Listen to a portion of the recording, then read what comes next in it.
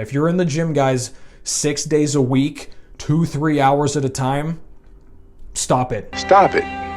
Get some help.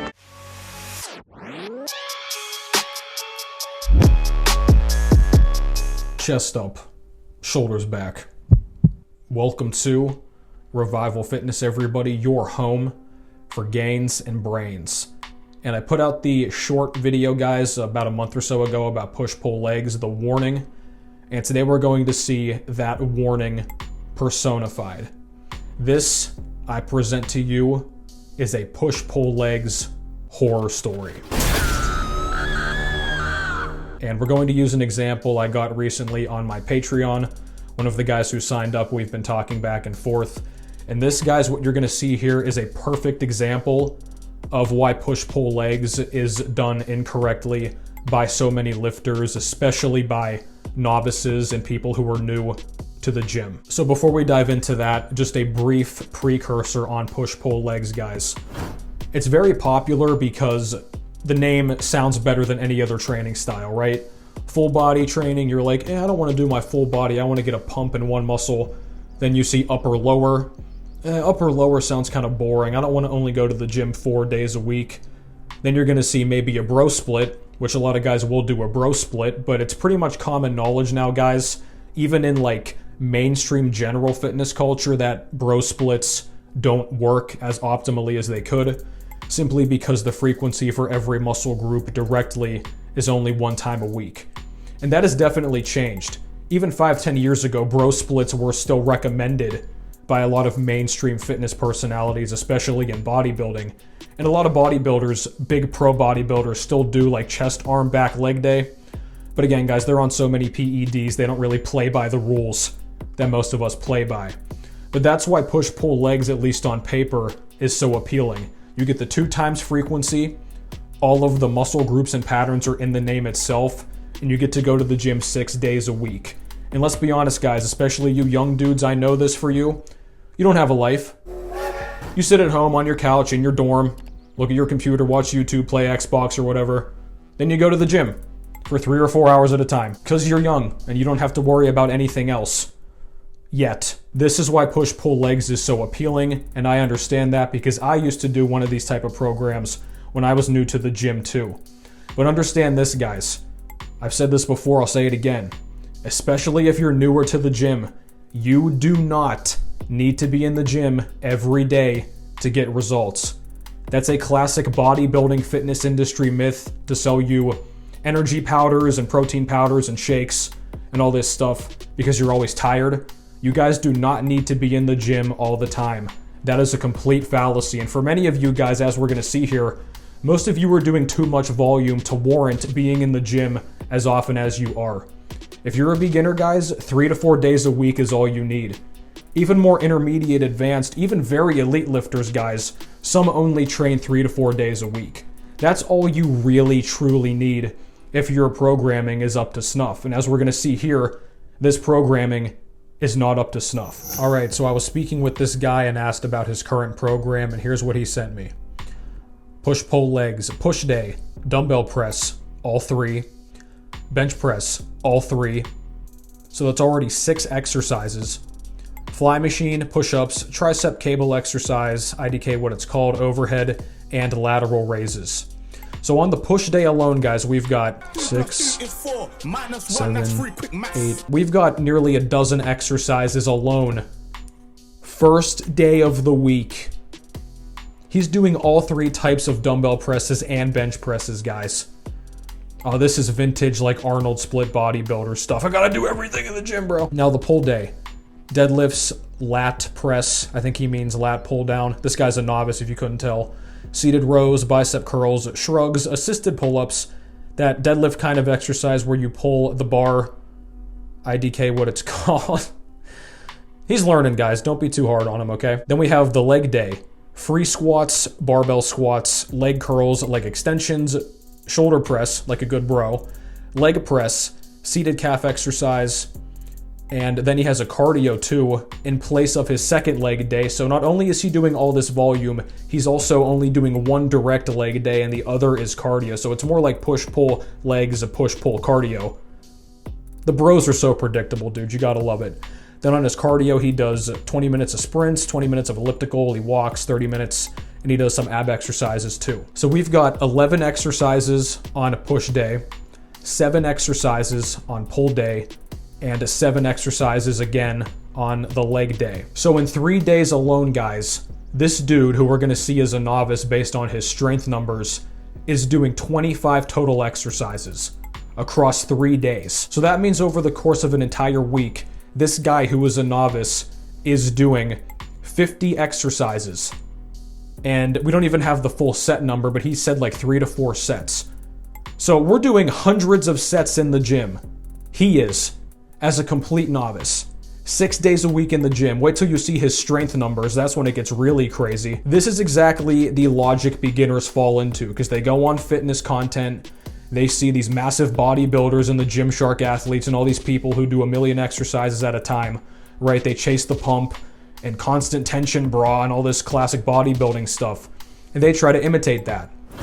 And once again, even if you're on PEDs, all this volume is not necessary. And if you're natural, it's counterproductive. So then I told him, that's excessive. What do your lifts look like? And he says 135 pound deadlifts, 105 bench press, 40 pound dumbbell press, 90 pound squat, 180 pound leg press.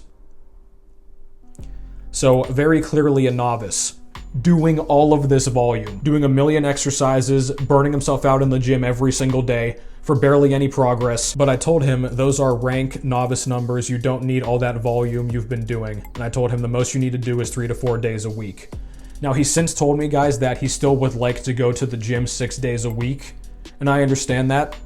If you're going to go to the gym 6 days a week, guys, this is something, a mindset shift a lot of you guys need to make. Once again, I know you watch C-Bum and you see these clips of Arnold and Ronnie Coleman and all these famous bodybuilders and these physique models who do a bunch of exercises. You are not them in terms of experience, genetics, or chemical assistance. You need to taper down your mentality here. I'm not saying don't train hard and don't push yourself and don't strive for greatness. I'm not saying that. What I am saying, though, is be realistic and accept where you are. And some of you guys who are more knowledgeable about training might be laughing at this, like, oh, who would do that many exercises? This guy's just a troll, it's just a meme.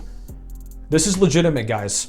If you go on the wrong fitness sources, especially these ones on like Instagram, these copy and paste, they will promote this type of stuff.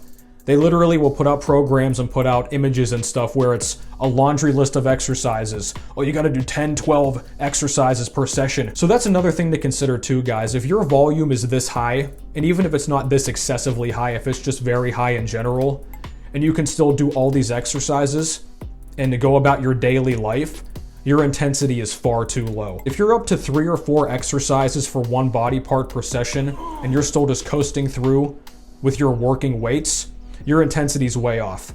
You're not pushing yourself nearly as hard as you could be. You're probably not lifting as heavy as you could be. Now, your form might be really bad and not warrant loading that heavy, but you see what I'm saying, right? The frequency is okay, 2 times a week per muscle group or body part or movement. That checks out. But the overall volume is way too excessive, and by default, because of that, the intensity is way too low. So we need to kind of bring those more into a center line along with the frequency. So rather than doing all of that volume, guys, here's what I would recommend this guy do.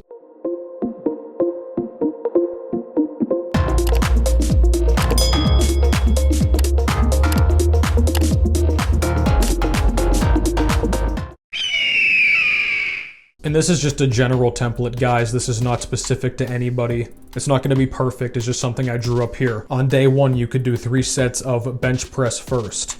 Move into 3 sets of an overhead press. This can be any kind of overhead press, guys. Barbell, dumbbell, seated, whatever, it doesn't matter.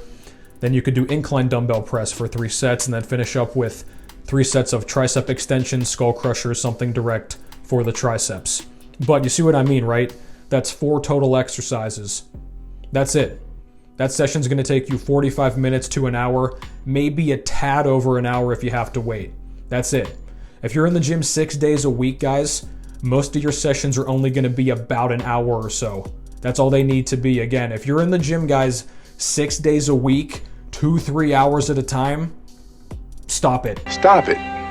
Get some help. Then for example, day 2, start off with Romanian deadlifts, move into barbell rows, do a pull-up or chin-up, maybe assisted, maybe a lat pull down there, and then finish up with some curls like any guy's gonna naturally do for the biceps. And then on day 3, we can do a back squat to begin, focus on the quads a little bit, go into hamstring curls, go into leg extensions or maybe a leg press machine after that, then do calf raises. If you're gonna be in the gym constantly on a push-pull leg style split 6 days a week, you need to make the most efficient use of your time and save your recovery because you don't really have a set off day all week, except maybe on a Sunday. That's it.